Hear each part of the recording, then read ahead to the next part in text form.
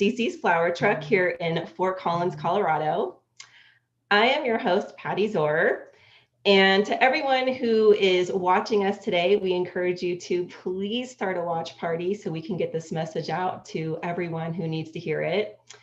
Caitlin, I am so excited to have you here with us today. I mean, I just love seeing your truck around town. It's like a moving piece of art, and it just fills my soul with like love and joy when I drive and I can just see your truck in different locations throughout the city. So welcome to No Guts, No Glory.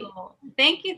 I'm so glad you're having me on. And I love hearing that about the truck. I think that it's such a fun little thing that just can bring a little piece of joy to your day when you see it like tootle by, full of flowers. So I appreciate that. So with your help, my hope is that we will help others find the courage and the strength within themselves to go out and follow their dreams. There's a lot of people at home and members of our audience watching us who are thinking like, man, I've always wanted to go out and start my own business, but I just I'm nervous. I have a really great safe job now, and taking the leap into becoming a business owner is kind of a big deal and it feels kind of risky. So I would just love it if you would tell us a little bit more about Cece's Flower Truck. What is a flower truck, and how did you come up with the idea to start Cece's? Yeah, so I get that question a lot, like, what is a flower truck? And I forget that even though my world revolves around a flower truck, it's still kind of a relatively new concept in a lot of cities, but they are popping up around the nation. And I had seen one, and I just thought that Fort Collins would be a great market for it. We haven't had a flower truck here yet before. So what my flower truck is I have a 1968 VW transporter, it's called. And essentially, most people, I had never seen a VW transporter before I bought this one. But it looks like a VW bus, but then it has a truck bed in the back instead of the bus. So in that truck bed, I've outfitted it with racks that hold these buckets. And in the buckets, I put fresh flowers in them.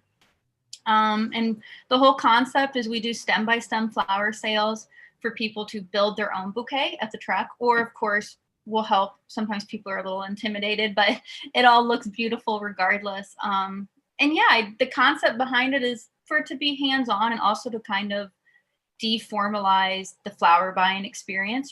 Typically to get fresh flowers, you have to go to your local grocery store or you order them from your local florist, which is wonderful. But there was still just this middle area that I think wasn't being catered to yet, where maybe we didn't want to spend $80 on the flowers, and maybe we also didn't want to just spend $10 on the flowers that may not last that long. So I think the flower truck gives us a good middle point where you can come, you can choose your own aesthetic, you can choose your own price range. We have people build bouquets that are $80, and we have people build bouquets that are $12.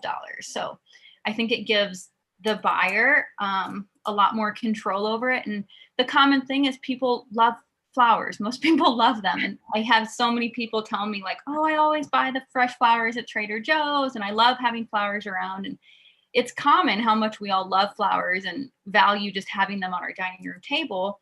So I think this is a really fun way for people to kind of like actually enjoy the flowers beyond them just being on their dining room table. They get to go out and actually kind of pick them. Well, it's such a fun experience too, because first of all, you're shopping at this really cute, VW bus that has been converted. So you've never seen anything like this before. Yeah. And then, you get to pick your own arrangement. You actually helped me when I picked out mine. Yeah. And it's so great too, because then you tie them off in this like perfect little paper with this perfect bow, and it just looks so pretty and it feels just so special. It's just something unique.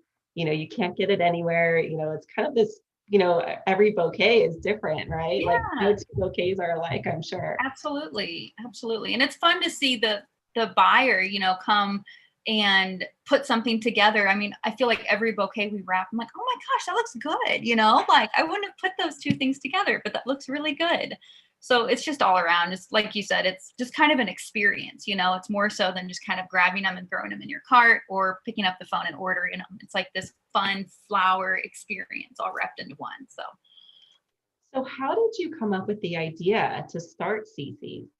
Yeah. So I feel like I could write a small little book about this portion, so I'll nutshell it.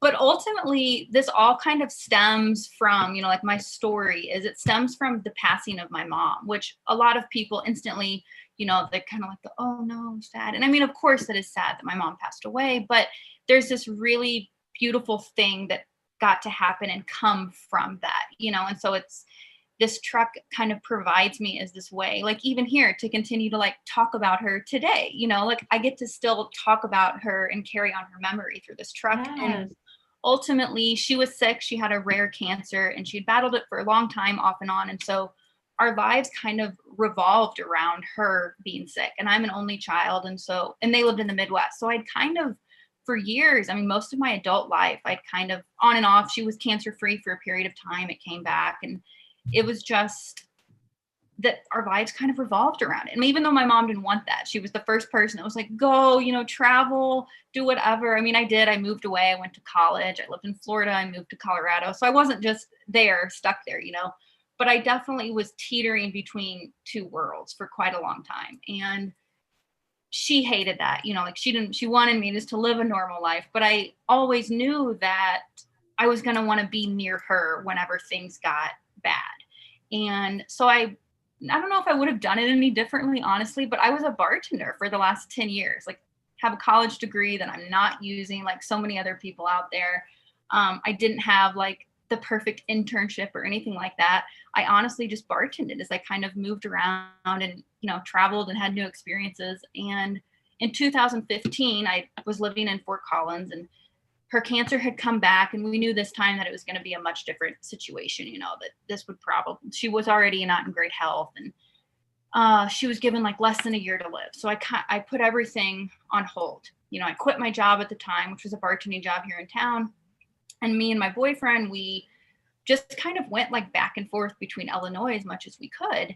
And she, in typical, my mom's name was Kathy, in typical Kathy fashion, she exceeded the odds. And, you know, she lived for 4 years after that initial like 1 year diagnosis, you know, so it was wonderful. We had all this time we shouldn't have had together, and it was so valuable. And I got to spend time with her going back and forth. And I did little, you know, side gigs. We were Airbnb host at one point. I was selling essential oils at another point, bartending here and there, like just kind of doing enough to make ends meet while still having the flexibility to leave when I needed to. Yeah. And so she passed away last May, and I found myself in this really odd position of kind of like, now what? You know, my whole life for almost a decade had revolved around this in a sense. And I'd always kind of kept like it in the back of my head that I didn't commit to too much that was too serious. You know, I didn't really mind that I was bartending because it gave me the flexibility and it paid the bills and it worked out. And so we moved back to Fort Collins in October of last year. So it's been almost a year now. And I was just really discouraged. And, you know, I was 32 and had a resume that showed that I was trustworthy and showed up and made a great dry martini. And that was it, you know, like, and I was just really down on myself. Like, how do I go? I was burnt out on the bartending scene. Yeah. And for the first time, I could actually get a job, like a career, you know, that had benefits and all this stuff. But I had no clue where to even start. I didn't even know what I wanted to do. And I was just overall just very discouraged by it all, you know, and anything I did qualify for, the pay wasn't great, and then vice versa. And my boyfriend is kind of an entrepreneur. He said, if you can't find a job you like, then make one. And I remember almost being like irritated by that, because it was like, oh, that just is so easy, isn't it? Like, sure, Right. I'll just make the job. And I believe in signs. And I swear that same week I was scrolling through Instagram. I had seen an article about a girl in Atlanta that had a flower truck. And I remember almost being like, oh, it wasn't that great, you know, like good for her. Right. Yeah. So special. And then it just like a little light bulb went off. Like, well, what's stopping you from doing that? You know, like, why wouldn't you do that? And I instantly just like did a quick Google, like Fort Collins flower truck, and nothing came up. And I was like, Fort Collins doesn't have a flower truck. And I talked to Nate, my boyfriend, and he was like, yeah, I think that sounds great. You should do it. And I was like, there's a lot that this would require, you know, and it took about, I remember it was around Thanksgiving. So from the end of October to Thanksgiving is when I had like pretty much decided. I didn't tell anybody because I didn't want to seem crazy that I was starting a business and then not succeed at it. But I told Nate and my dad, and they both were like, full force, like, that sounds awesome. That sounds just like you. You should totally do that. Like, what can we do to help? Like, do it. And I just did a ton. I had it like in my head then. I almost became obsessed with it. I did all this market research, and I was just blindly emailing people that I didn't know and direct messaging them on Instagram, like saying like, hey, I'm thinking about this. Do you have any advice to give? Or, what's your experience with this? And, most people didn't respond, but the ones that did, it was all very valuable information. And by Christmas, we had the truck in the driveway, and I had my business license from the state in January, and I had my first gig in February. So like, I got the idea, and within like 3 months was out there selling flowers. And it's just this fun, great way, productive, where, like, now I'm not ashamed to tell people like what I do for a living, where before, not that I was ashamed to be a bartender by any means, but just that I hadn't done more at the age of 32 yet, that I wasn't accomplishing more yet. And yeah, it's something to be proud of. And it is, I work with flowers, like you said, like just the truck itself, and it brings joy to other people, which therefore like is going to bring joy to you. And of course it's a job. So there's lots of hard work that goes into it. But ultimately at the end of the day, I enjoy it. And I get to think of my mom while doing it. Everyone thinks my name is Cece, but my name is Caitlin with a C, and my mom's name was Catherine with a C. So I just thought that was like a fun way. And it's just another way for me to talk about her and her memory. People say, what's Cece's? And I get to say, well, actually, that's my mom, Kathy. And it's just overall been this great thing that I think has kind of come like full circle. And I truly believe kind of just like was presented to me at the right time. Oh my gosh. That is just such a beautiful, touching story. Oh my gosh. And I love that just your mom's memory is continuing to live on. And it sounds like you're just so fulfilled and yeah funny. Timing has a lot to do with things sometimes, so there's some kind of saying out there, good things can come out of, bad things. Absolutely. I totally screwed that up and I don't know. No, I know exactly what you mean. I think that's basically it. That like, from something bad, something good can come from it. That's and, it. Not that necessarily like I would choose a flower truck over my mom passing, but it's a way to take this thing in life that happened and be able to kind of find some happiness through it, and yeah, that's just important to me. And I know that a lot of people don't have that opportunity. I know that I'm lucky in that sense, but I'm so happy that I did take the jump. And like I said, like it didn't take a lot of convincing. I mean, I had the idea on like a Thursday, and I think like 2.5 weeks later, I was like, I'm doing it, like I'm doing it. And I don't know how I'm going to do it, but I'm doing it. Were you ever afraid, or did you have any fears, or do you remember like what your biggest fear was in taking this leap? Yeah, I think my biggest thing that kind of scared me is in the past, I'd kind of had these excuses to kind of stay in my safe zone. Like I had lots of reasons why I could still be a bartender and it'd be okay, because this, that, and the other. And it just kind of made sense. And same thing with like these little side gigs I would do, I tip about them, but I wasn't like bragging to my friends that I was selling essential oils because I didn't want them to think they had to like buy them or, host party. I don't know. I just felt the need to kind of like keep it quiet and do hustle, but kind of keep it like quiet and to myself while I did these things.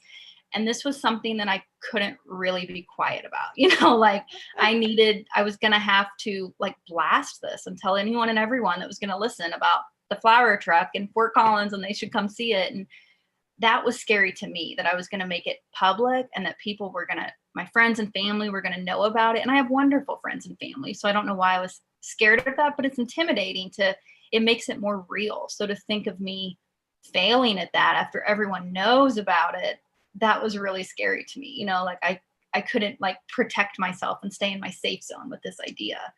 And that was really intimidating. And ultimately I just, oh well, like I had to get over that, like I had to get over it. And even now, if I had to shut the doors on the business tomorrow, I'd be so sad, but I'd be proud of doing it. You know what I mean? Like, I think there's this sense of pride that comes from just doing it, like do it. And I mean, how many times, isn't that a thing with entrepreneurs? They tell you like, are you really an entrepreneur if you haven't like failed, Right. And I think that's so much of it is just being willing to fail and being willing to see the lesson in the failure, and just to kind of learn from all that. Not that I want to fail. I really want to keep going here.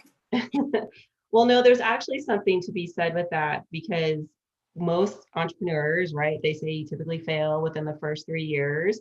But the whole point is just going out there and doing it Yes. and learning it. And if you're going to fail, fail fast, because a lot of times what you start doing today isn't necessarily what you end up doing later, right? Yeah. It tends to evolve into something different. And so, yeah, I think the message there is just get started.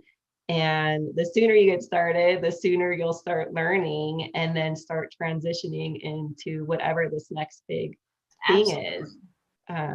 Oh my gosh, so many good lessons here. So, would you have any advice for those looking to follow their dreams but are afraid to take that Yeah. first step? Well, so for me, like one thing that I often did in the past was I would look at people that maybe have a job that looks cool, or, the nice house or something. And I would think like, oh, well, they must have had this experience as to why they have that. And they must have this amount of money, and they must have gone to school for this and done this. And, I just had this idea that everyone was super qualified for what they were doing. And my experience has taught me, I mean, I am not a florist. I had never worked with flowers for anyone that did anything with nothing flower related ever. I didn't even know how to drive a stick shift, and my business front was going to be operated out of a manual car. I had never owned a business before. Like, there's all these things that just should have probably in the past would have been like, why would you do that? You can't do that. You're not qualified. But I just realized, kind of going off what we had just said, like sometimes there's just more power in just doing the dang thing, and figuring it out later. Of course, there's some jobs that you have to put, you have to buy the books and go to school for it and all this. But I think there's so many things that we underestimate, that you don't need to be prepared to the T for this. Like, more so just do it, learn as you go, learn all the lessons you can learn, and continue doing that. And that's what I did. And I see people that are going to spend all this money going back to school to learn this trait, or to spend thousands of dollars for the online course and the books and all this stuff, or maybe do all the market research for years until they feel safe. And it's like, you could have already done it. You may have already done it and failed, but at least you did it and you knew. Like you said, fail fast or you're not going to. And I think that's the biggest value, is to just stop thinking that you have to have everything lined up, that there's more value in doing it where you are with what you have, and B, to just not assume that everyone else has also done the same thing. Because I've found too, by just talking to other people, that most people are like, I didn't know how to, do anything according to that, but I did it, and here we are, and I learned so much, and now they're like a leader in that field. And I think that's what we need to hear more stories of, because it's intimidating, especially on social media, when you see everyone look like they have it all figured out, but they probably didn't at one point, They just made a step. I can tell you, I've made a ton of mistakes along the way. I'm still making mistakes, right? I probably invested in some programs I really didn't need or thought I needed.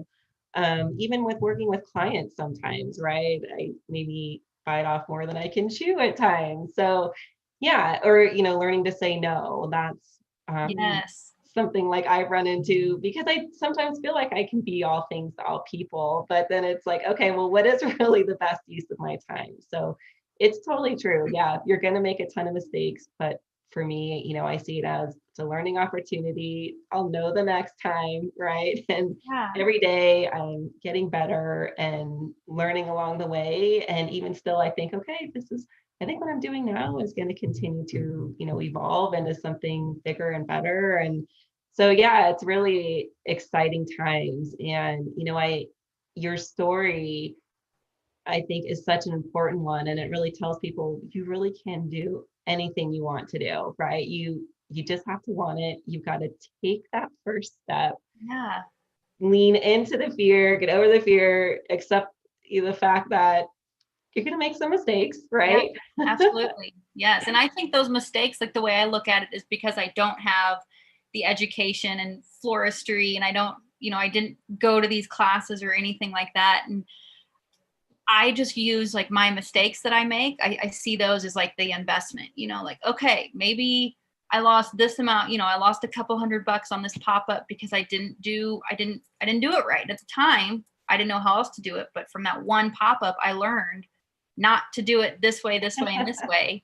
And it might have cost me a couple $100, but I will never make that mistake again. And that in of itself is valuable, And so I think that, yeah, there's just a lot of lessons to be learned in just doing it, and then there's things you figure out that you did right. And you're like, okay, great. That worked out, like I made the right call and that paid off, and you'll continue to do it. And I think that that's just incredibly valuable. And like you said, making the mistakes, that sometimes the mistakes are the most valuable things, they make the biggest like imprint in our minds that we'll never forget it. And you'll continue to learn that way. Oh my gosh, Caitlin, thank you so much for your time today. So many valuable lessons here to just follow your dreams. You really can be fulfilled and do what you love to do. You really are like the American dream, and I just love it. And I love what you do. Well, thank you. Thank you. Yes. If anybody has any questions, please leave them in the comments. We will be watching them. And again, please, if you're watching, start a watch party so we can get this message out to all those who are, thinking about, making that next move in their life, in their career, and really doing what they love to do. It really is possible. Yes. Thanks again to all of our viewers, and thank you, Caitlin. And I hope everybody has a wonderful rest